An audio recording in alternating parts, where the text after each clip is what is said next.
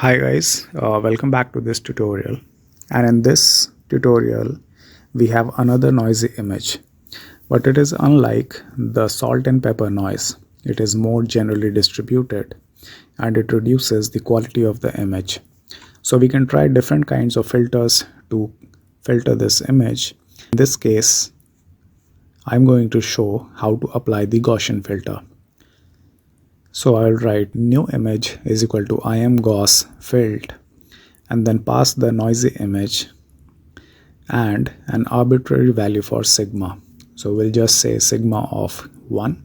Let us now see the new image with show bracket new image. I will press Ctrl Enter and this is the result. So as you can see, the image has been filtered. This was the previous image and this is the filtered image. As you can see, it appears more clearer than the previous one.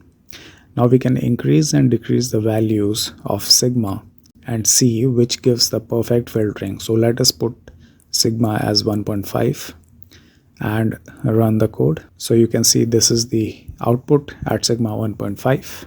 Now I can increase it to, let's say, sigma equal to 10. Let's see what is the effect. So as you can see, if you are increasing the sigma value, the filtering is very high, but it also leads to blurring of the image. So in another case, let us keep it at 0.2, Control and Enter. So in this we can see that the image is not blurred, but the filtering is also not that great.